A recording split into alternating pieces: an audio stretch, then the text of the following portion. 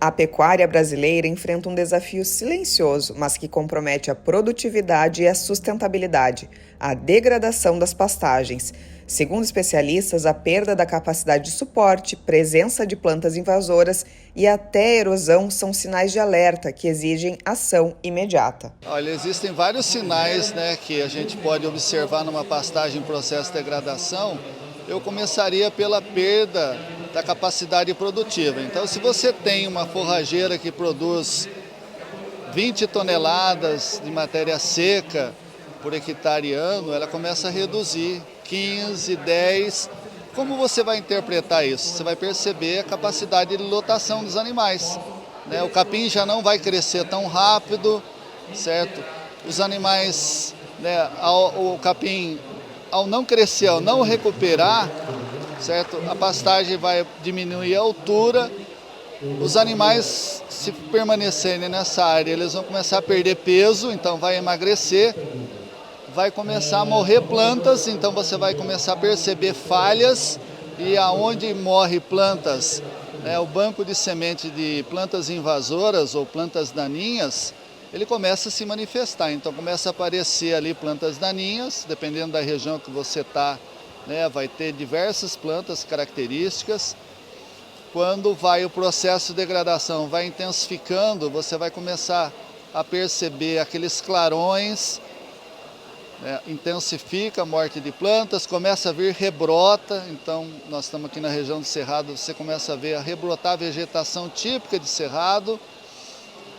Mais adiante aparecem os cupins, que é um sinal já de degradação da pastagem mais avançado, e depois vem a erosão de solo, que é um processo mais final, que a gente diria assim que o paciente já está em fase terminal, ele precisa de UTI. Identificar o problema é só o começo. A recuperação bem-sucedida depende de um diagnóstico detalhado e da adoção de tecnologias como correção da fertilidade, plantio de novas espécies e uso de insumos específicos. Olha, eu diria assim, primeiro, certo, é fazer um bom diagnóstico. Então, vou imaginar, se você está com um problema de saúde, procure um bom médico, um médico confiável, um médico de família, certo? Normalmente a gente vai num clínico geral, Aí você vai fazer uma consulta, ele vai fazer uma série de perguntas, vai te mandar fazer uma série de exames. Como que começa isso para nós na agricultura? A gente vem com, então, o diagnóstico da propriedade, identificação dos talhões ou glebas ou pastos. Você vai identificar o grau, o estágio ou estádio de degradação, que são 6 fases de degradação, que a Embrapa trabalha, foi reclassificado, certo? E aí você vai fazer uma análise de solo, certo? Você vai conversar com um pecuarista e perguntar, quantos animais você está colocando, como é que está o desempenho animal, o ganho de peso, certo? Quanto a vaca está gerando bezerro por ano, qual é o peso ao nascer, peso ao desmame, como é que está a evolução desse rebanho. E depois você, em função do resultado da análise de solo, você vai fazer então a recomendação do que é necessário aplicar, os corretivos de solo, calcário, gesso, os fertilizantes, Normalmente, às vezes, é necessário fazer uma fosfatagem, uma potassagem, a gessagem, a calagem, E também você, normalmente, o que é indicado é fazer a renovação da pastagem. Recuperação, você mantém a espécie vegetal que está lá, a espécie forrageira, o capim.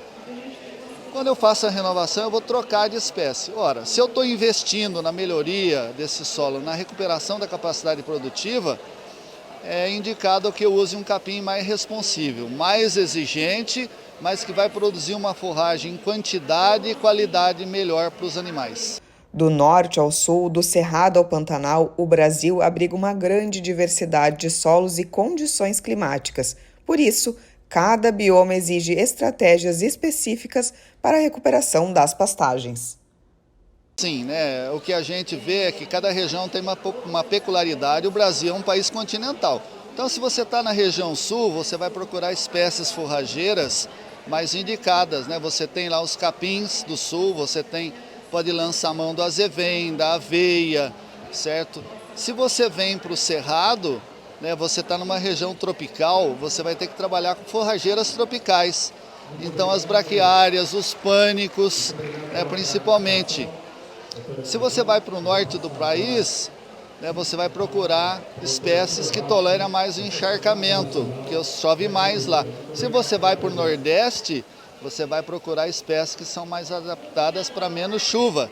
É uma região semiárida, o Caatinga, então tem espécies de capins.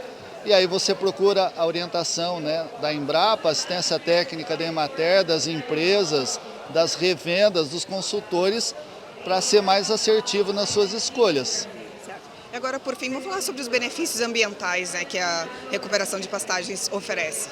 Olha, eu diria que são muitos ambientais, né, mas se me permite, eu vou destacar primeiro os econômicos.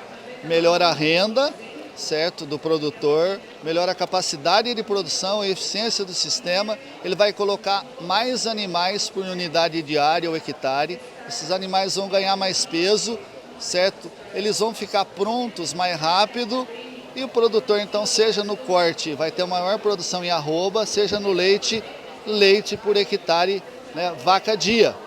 Então, primeiro o econômico, certo? E eu ficaria só com esse econômico, né?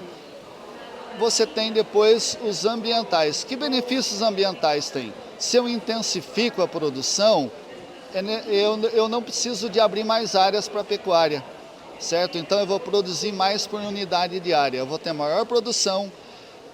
Uma pastagem degradada emite gás de efeito estufa, gás carbônico. O animal mal nutrido, mal alimentado, emite mais metano. Quando eu tenho uma pastagem recuperada, ela sequestra de carbono no sistema radicular e na massa vegetal, né, na biomassa vegetal, tanto aérea como radicular.